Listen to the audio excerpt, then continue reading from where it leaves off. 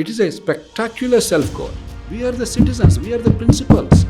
You are representing us, fulfilling our needs. Any other approach is reducing the people of the country for whom the governance is intended. If I reject what is good, who is the loser? Prime Minister, the party in power, or the people of India? Yes, I don't want this. Not could have, should have. Protect your interests. What is in your enlightened collective interest to make the constitution work? The nation is talking about it. Everybody has an opinion. What is it? Delimitation. Good, bad, ugly, wrong, right. Let's understand what Dr. JP believes and why he believes that. Uncomfortable questions, but only the truth. Hello, sir. Hello, Aditya. Sir, the whole of the country for the past 3 days has been talking about only one thing: delimitation, delimitation, and delimitation. I don't think they probably understand what it means. And I want to poke your brain on that. Before we go into what the law was, what everything was, delimitation literally means redrawing boundaries based on population, if I'm correct, sir. You're absolutely right. No, in various countries they use various expressions. In America, it's called redistricting, because the congressional constituency, they don't use the word constituency. They call it district, congressional district. So redistricting. What is the basic philosophy? Democracy is about we the people governing. Now there are two ways. Theoretically, there's one way. It's mostly theoretical, except in a country like Switzerland. Direct democracy. That means if there are 100 of us, the 100 will sit together on everything, discuss and decide together, and whatever we decide together prevails. That is impractical in most cases. Even in a family, a small family, it's unrealistic that for everything, all the 4 or 5 members of the family sit and decide every day. It's very, very impractical. So, in real terms, democracy in most cases is representative democracy. That we choose somebody whom we trust. We think maybe she or he has wisdom or experience or ability. They may be tried and tested or whatever. For whatever reason, we trust them. We say, we give you the authority on our behalf to make decisions for our collective good. That is representative democracy. Now, therefore, necessarily, you have to vote and decide who is your representative. Now, democracy by definition is people's power. By definition, it means all people are equal. Each person has one vote, universal adult franchise. There's no caste distinction. There's no property distinction. There's no status distinction. There's no education distinction. There's no male-female distinction. And we in India were the first country in the world to embrace such a universal franchise from day one. Many others reached there after hundreds of years. So when we say that everybody is equal, all people have voice, that voice is reflected in the form of the representative chosen by them. That means all people have equal vote. That means roughly for each constituency, there must be equal number of people represented. And therefore, generally, world over, the representative house, the House of Representatives in the United States, Congress they call it, the House of Commons in Britain, or the lower house of parliament, by whatever name it's called in various other countries. Israel, it's called Knesset. Some other countries it's called something else. I think it's in Germany, it's called, if I'm not mistaken, now I forget the names. In India, we call it House of the People, Lok Sabha. They are almost always based on population, roughly equal population. The upper house, what we call Council of States in India, Rajya Sabha, the Senate in the United States, the House of Lords in Britain, some other names in some other countries, there the pattern differs. In the United States, no matter how big or small the state is, in the upper house, there are 2 senators directly elected. In Britain, there are, I think, now 800 or so members of the upper house, but they're all nominated. Earlier, they were all hereditary. From there, they removed hereditary upper house membership. They made it nominated by some means or other. In India, we have election indirectly by the state legislatures because they represent the states, this Council of States. That's in proportion roughly to the population.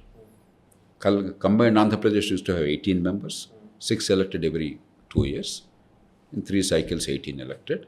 Other states, depending on the size of the state, you have more, less, etc. So this is the pattern. But because we are a very complex federal country, while the broader principle of population is sacrosanct, we deviate from that. Okay. For instance, very small states, a state which is smaller than an assembly constituency, we have states with 2-3 lakh population. Now, if a state does not have even one member of parliament, then just because the population is not enough, what do you do? So we said, no matter how small you are, if you're a state, you'll have at least one representative. If you take Europe, while it's not a single country, European Community is not a single country, but they're somewhat some sort of a federal structure. They also elect European Parliament members from states, from their countries. While population is the basis for deciding how many seats which country gets, they said it's called digressive proportional representation. That means, while generally the more populous countries will get more representatives, but very big countries will get a little less than their representation. Very small countries get a little more than their representation. So this is by arrangement, the negotiation. And redistricting, once we decide how many seats are allocated to each state, and in a state, how many assembly members are there? There's no allocation. It's just deciding the number because your state and nobody else is there. Then what constitutes the electoral boundary, constituency as we call here, a district as they call in the United States, etc., is decided by a transparent process. In India, we typically call it a delimitation commission appointed by the parliament, with a Supreme Court judge as a chairman, with the election commissioner, chief election commissioner, or a member as a member. And in the last 25 years, last time and now only 25 years, we only had one delimitation. A state election commissioner, because they came newly, the local governments have been constitutional status in India, as another member, but assisted by, without any voting rights, 5 MPs, 5 MLAs in each state. They represent roughly the party structure, the legislative strength in those states. So this is the pattern. So let's understand the status quo first, and then I'll talk about what happened in the parliament the last couple of days. We currently have an upper limit of 550 members of parliament, right? Generally, which the number that we have active is 543 is what we say. We used to have 545 because there were 2 Anglo-Indian members nominated. The constitution was amended to remove that quite rightly because there's no need for us to have a particular group represented by nomination in the lower house. Yes. So currently that's the status quo, right? You mentioned delimitation is an exercise of redrawing boundaries. Of the constituencies. There is a possibility that we can freeze 543 and still redraw these boundaries? Absolutely. That's what we have done so far. Yes. Absolutely. If we have done that so far, what makes the union government bring this bill now? That only they can answer. We can only go by what they stated, Yes. and we can go by certain conjecture. Okay. We started off with something like 40 crore population. India actually started with 32 crores. A 40 crore became 32 and 8. Pakistan got 8 and we got 32, if I'm not mistaken. The 32 became 40, 50, 70, 80, 90. 1971 we were 54 crores or so. Today we're about 145 crores. Exact numbers we'll know after the census. So the numbers exploded. There are constituencies which are bigger than many countries. Malkajgiri parliamentary constituency in the Hyderabad area, greater Hyderabad city area, has 50 lakh plus population. There are 90 countries in the world, 90 countries in the world, which are smaller than Malkajgiri Lok Sabha constituency. So it's a reasonable point to say, look, too big a constituency means representation becomes difficult, therefore a few more members are required. That is what they have stated, and there is a logic behind it. You may agree, may not agree. See, there's no sacrosanct reason, but that's a plausible, a reasonable explanation. There's a second reason which they have not stated, but I believe is actually in the context of women's reservation more relevant. After decades of effort, Parliament decided finally through a constitutional amendment that women should get 1/3 of the quotas in Lok Sabha and state assemblies.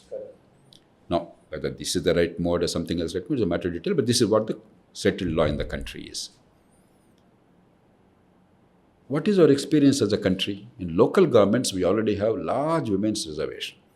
33% by constitution since 1994. Some states actually have gone up to 50% now.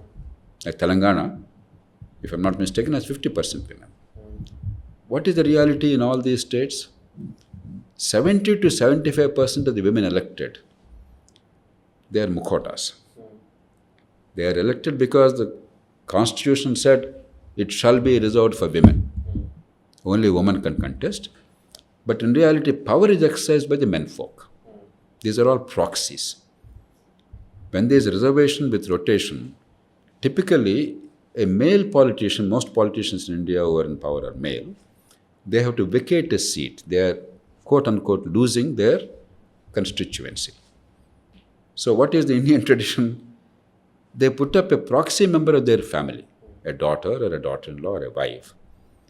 Notionally, de jure, that person, that lady is the elected person, but in reality, the power is exercised by the male member.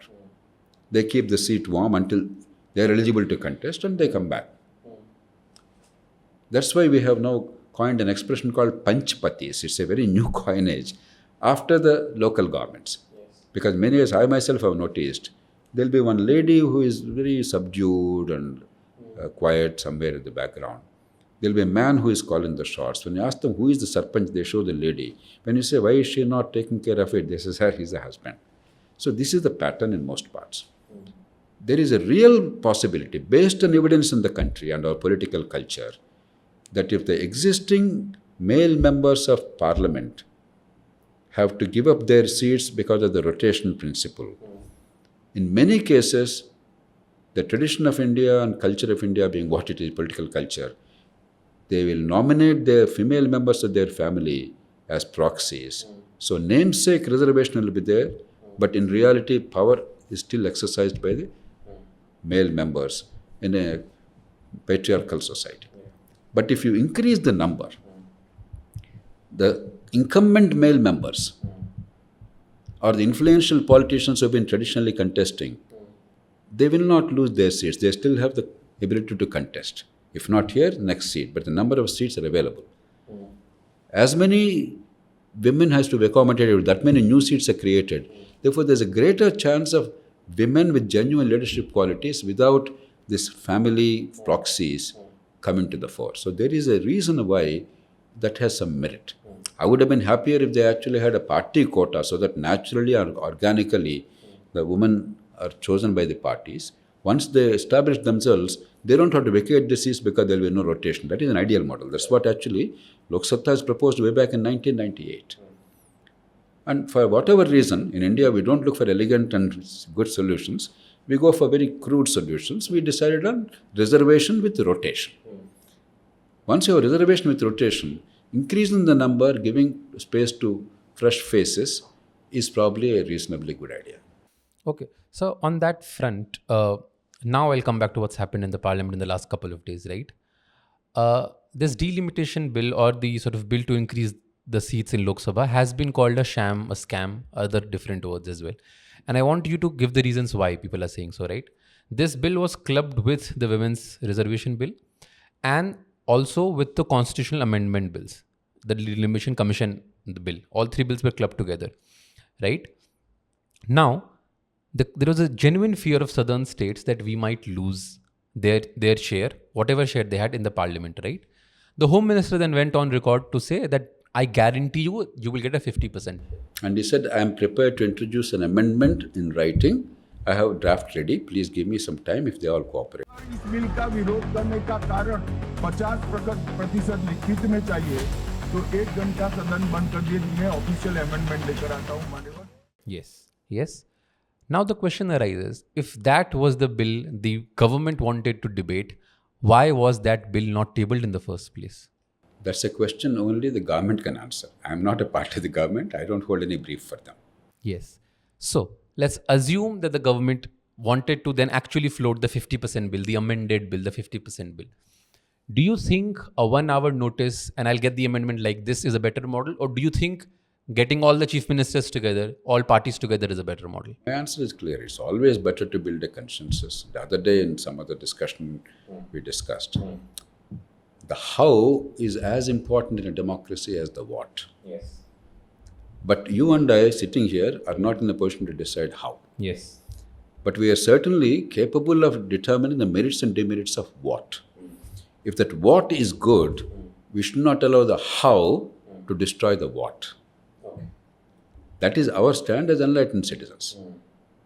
Now, this is not an apology for the how that is practiced. That's their problem. Okay. We are getting confused because if we cut our nose to spite the face, we are the sufferers. Because Mr. Amit Shah or the minister concerned, Rizizi or somebody else, has not done in a manner which I like, but something I like, I reject it, is a very poor logic. Okay. Fair enough. Politics is not akhada. Yes. It is not about the people contesting and people sitting there in parliament. It's about us. You are representing us, fulfilling our needs, taking care of our aspirations, protecting our interests. It is not about you. It's not about your tactics. It's not about your tactical brilliance or oratory. It's about us, our needs. If indeed 7 states are going to lose 35 seats on account of delimitation based on the latest census, and that's what the Constitution says if you don't change it. And if by whatever means, instead of doing it initially, they categorically stated, they mentioned the number state-wise and they said, we are prepared to place the amendment before you if you are willing to support this. How they did it is immaterial to me. That is a separate issue. I will make a judgment about their political caliber and that how. But I will not allow the merits of what to be decided by how. Like farm laws. Certainly, I believe Narendra Modi government's how part in introducing farm laws was not very wise. And that's the reason why ultimately they had to withdraw. Needlessly, there was schism, there was fight in the people on the street. And I said then, I say now, they were excellent laws. Each one of them is excellent. There's not one rational criticism of it so far advanced by anybody who opposed them. It's irrational. Therefore, if I know that it is good, but introduced in a manner that's perhaps less than sensible, if I reject what is good, who is the loser? Prime Minister? The party in power? Or the people of India? For whom are the laws made? If southern states are going to get and the eastern states are going to get representation more than is their due by population because of a certain historical set of circumstances, the people of these states want it. And if that's going to be offered to you on a platter, because the way you offered it is not particularly nice, I say no. What kind of logic is that? What kind of self-interest is that? It is a spectacular self-goal. It is a very strange kind of behavior. It is cutting the nose to spite the face. So, that saying that a freeze on the constituencies buries the hatchet, brings unity, southern states and eastern states which may feel somewhat dissatisfied will feel comfortable about it. Northern states are okay with that clearly as of now. That is different from I love Narendra Modi or I love Amit Shah. These are two different things altogether. Because you like him or not, I like him or not, Narendra Modi is Prime Minister of India. Amit Shah is the Home Minister of India. The people who support the majority government in the country, they are duly elected members of parliament elected by us, the people of India. I may not like them individually, or I may like them, that's immaterial. But they are the legitimate decision makers of India through due democratic process. Therefore, what they do to me should be more important than how they do. Ideally, I want them to do it the right way too. But I'm not here to dictate that. But I'm here certainly to take the benefits of what they do if that's the right thing. If you confuse them, politics becomes an akhra. It's about a tribal warfare. It's about, no, I don't like your face, therefore I don't want it. No. You don't have that option. You're not marrying somebody. That is about your marriage, your emotional relationship. Here, there's no emotional relationship. It is entirely a transactional relationship.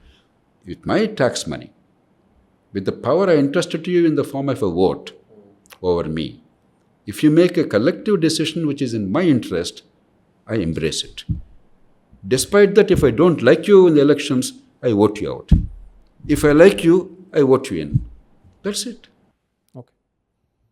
Any other approach is a tribal approach. Any other approach is a primordial approach. Any other approach is reducing the people of the country for whom the governance is intended into the role of spectators. And we're making our representatives, who are actually our representatives and servants, into heroes. It's like two heroes battling. Two kings in the medieval era fighting each other, and we are simply subjects. No, we are not subjects. We are the citizens. We are the principals. They are the servants. We have forgotten that. Somewhere, we have not yet acquired the democratic maturity required. So on that front, again a follow-up question. I think it might just be repetitive. I just want a short answer to that. The Home Minister said, I am willing to table the 50% bill if you support it. They should have tabled the bill whether or not they support I it. agree with you that how part is wrong. It's wrong. I would not do it that way.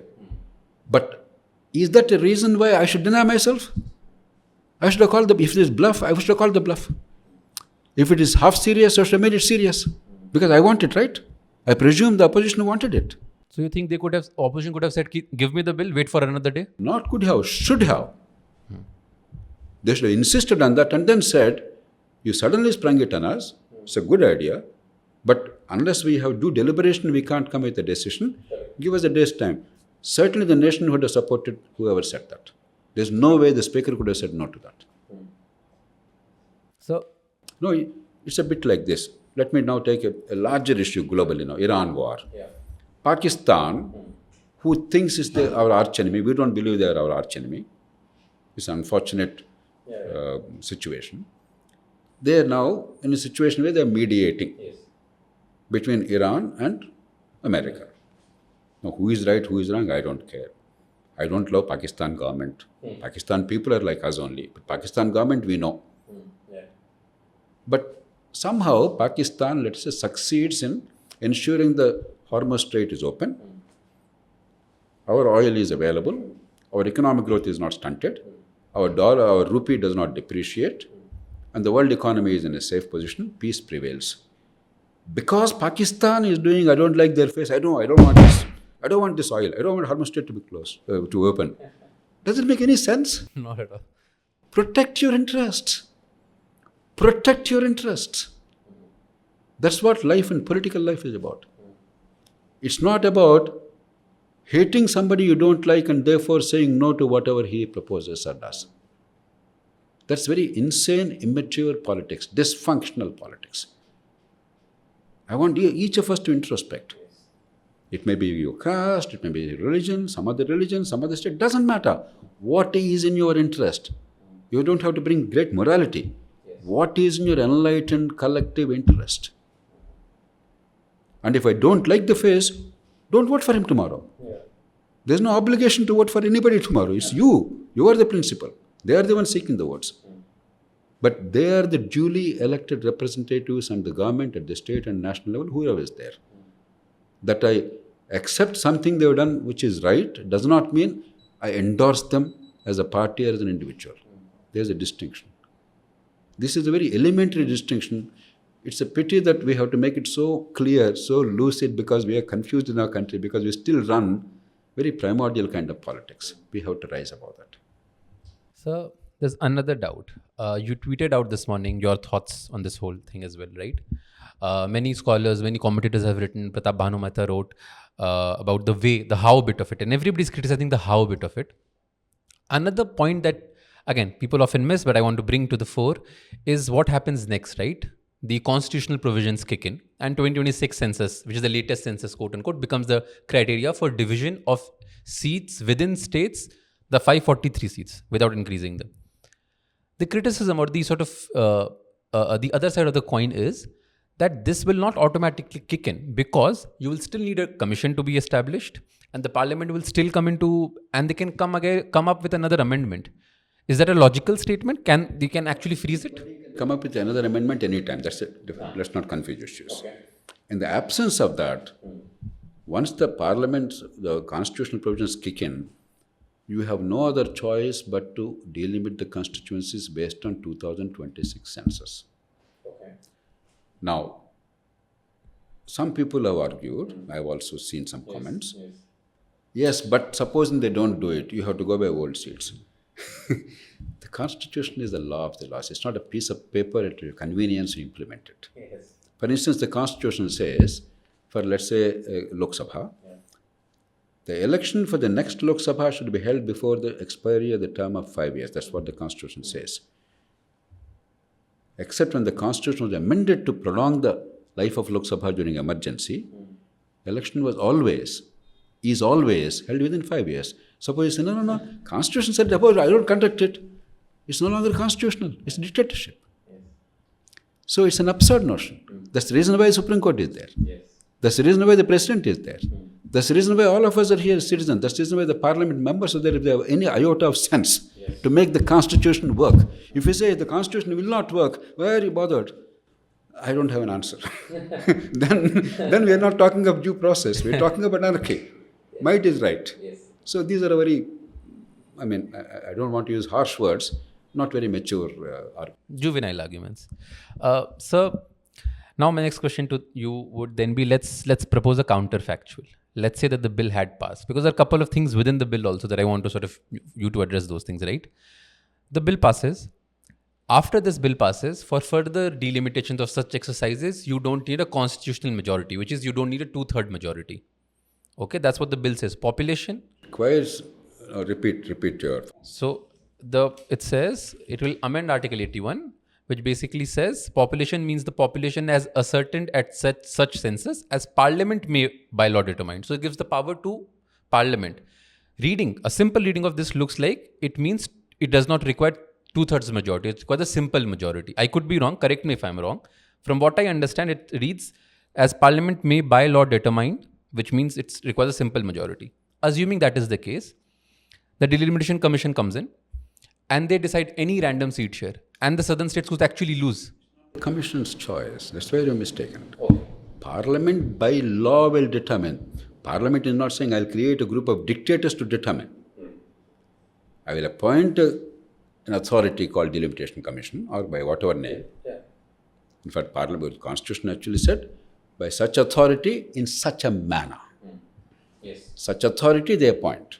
They define their powers and duties. The manner they define, that manner includes that the allocation of seats shall be in proportion to the Population? In proportion to the population based on the latest census. Whereas the original Constitution said, the present Constitution said, once this 84th Amendment expires automatically, latest census, they have taken a leeway through Constitution of saying instead of latest census, whatever census they want. And that is the means by which you can freeze the number. Therefore, you basically will say by law, and that's what they are trying to say. Here we put it in writing, 71 census. That's the only basis of freezing the 543 number. Correct. For each state. And for the delimitation, because that number is relevant for the number of seats for each state, but not relevant for the constituencies like Malkajgiri having 50 lakh population, within the state, urbanization and imbalances, they will probably take the latest census, namely 2011. Yes. So that is the construction. That's the only way possible. Okay, fair enough. Now, sir, let's talk about this freeze. America, from what I remember, in the House of Representatives, they have frozen the voting member seats since 1929. Can we... Even 1911, I think. 433 were there in 1901. Hawaii became a state sometime later. So that added, I think, 2 seats, 435. Since 1911, 435. Is it a feature of a mature democracy that you have a sort of frozen parliament? Do you think India is already there? Do you think we can have a permanent freeze? There's nothing wrong. If we say we only have 543 members, perfectly all right. But in America, the number of members representing a state keeps varying depending on the population. Okay. Elaborate on that. The total membership of the US Congress, the lower house of parliament, remains 435 for the past 100 years. But the actual number of members coming from a state, like our MPs coming from Andhra Pradesh, Telangana, Maharashtra, Karnataka, etc., That number keeps varying depending on the population. That's the reason why Florida state, which had only 4 members initially, for the same strength of the parliament, now has 28 members, 7-fold increase because of migration. Migration. California, which had 11 members, has now 52 members in the national parliament for the same 435. Illinois, on the other hand, had 27 earlier. It was an important state then. Important now, but less important, only 17 now, because Illinois' share of population has declined. You take New York, most people know, at least heard of New York City name. New York, that had 43 members, has now come down to 26 because New York has lost population as a share of the country's population. Philadelphia, Pennsylvania, Philadelphia is where U.S. Declaration of Independence took place. Constitution was made in Philadelphia city, Pennsylvania state, the state of Benjamin Franklin and others. Pennsylvania, it used to have 36 members, a very major state at that time. Probably it was, I think, next only to New York. New York was the largest in those days. Pennsylvania was the second largest. Today, Pennsylvania has only 17 members. So they decided by law that the Congress shall have this strength. They decided not to change it. That's their prerogative. Yes. They could easily make it bigger number, whatever. Yes. But the number of seats allocated to each state varies from census to census depending on the population strictly. So then my question automatically becomes, sir, with this migration also happens in India. Is migration the solution? Can we factor in? In the long term, that is the solution. See, we are still a traditional society. We are not that footloose as in America. America is a country of immigrants. Fair enough. There were no Americans except indigenous Americans, who are a minuscule minority. Right. So almost everybody who has gone to America except indigenous Americans are either from Europe or India or Africa or somewhere else. No, they're all migrants. So they are footloose by definition. Easily move, and single language mostly.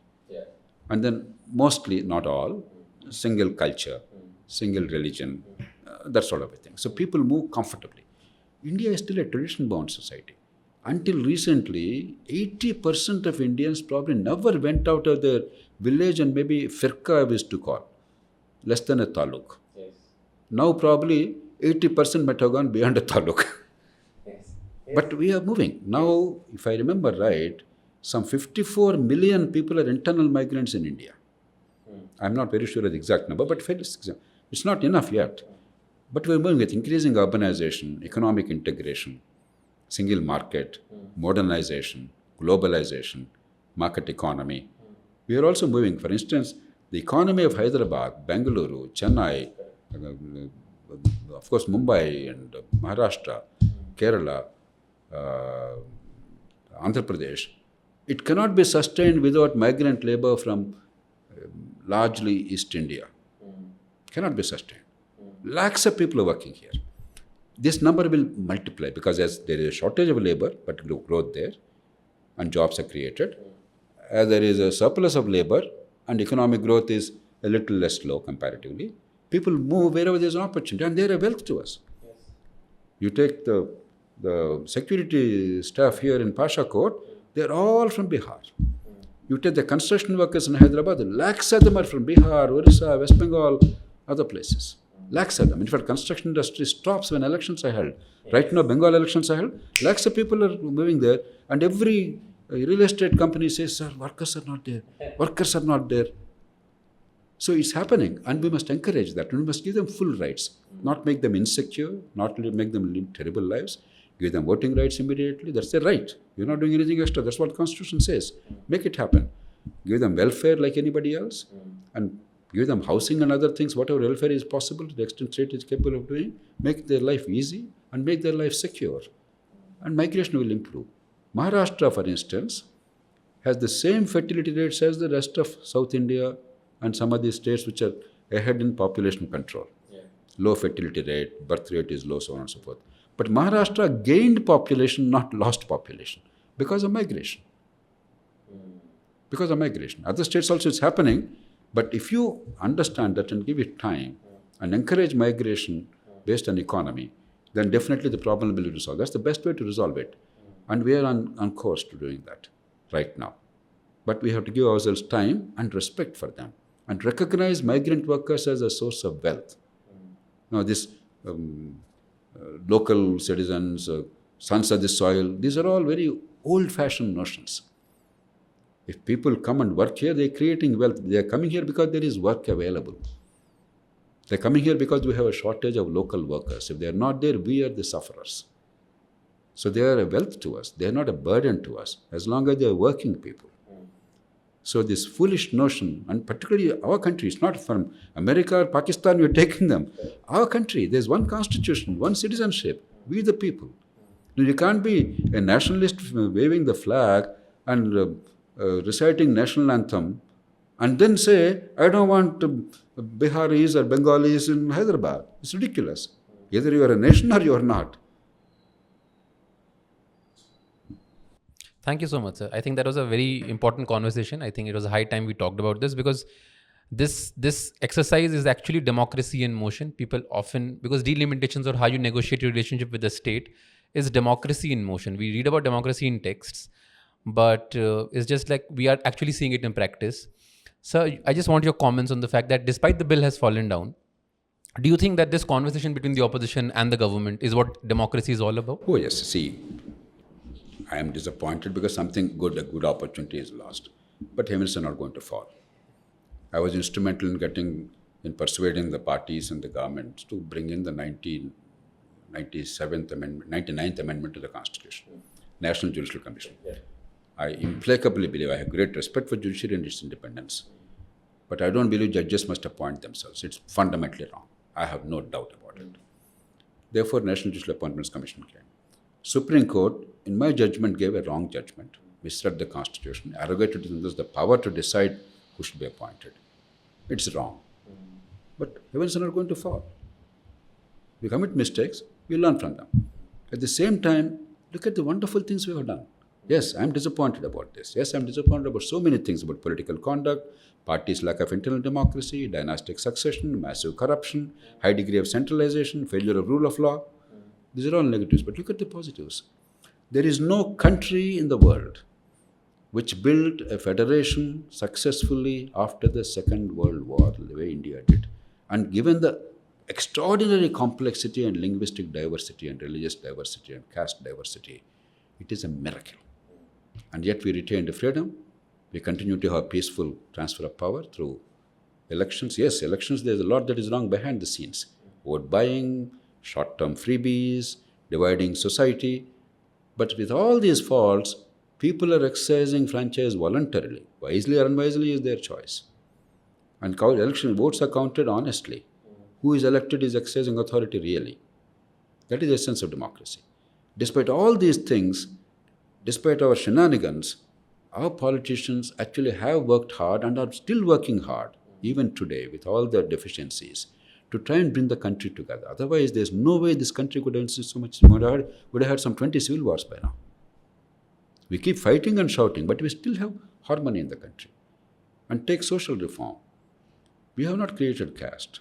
Politics is in some ways perpetuating caste because there's stupidity, I agree. At the same time, in progressive reform legislation, India has been always in the forefront without any dissent. Whether it's a Hindu code bill, whether it is women's rights, whether it is right to abortion, take right to abortion. America even today are fighting. Right to abortion is one of the most divisive issues in that country, and Supreme Court does one thing, court says all kinds of, you know what's happening. 1971, 55 years ago, by unanimous consent, Indian Parliament granted Indian women the right over their bodies. And lakhs of people are exercising that right without any difficulty. The poorest people are exercising that right. Not only is there no opposition from the government circles or political parties, in society has one person protested and opposed it? So yes, there are many faults, but we are still a miracle in the making. Therefore, yes, I am disappointed. I have a right to be disappointed as a citizen, but I don't despair. I am a great optimist, and I believe there's a lot of ground for optimism. Just as there are some bad things in an immature democracy and somewhat dysfunctional democracy, there are glorious things going on. Let's build on the glorious things. Let's minimize the immaturity and the stupidity. Thank you so much, sir. Thanks.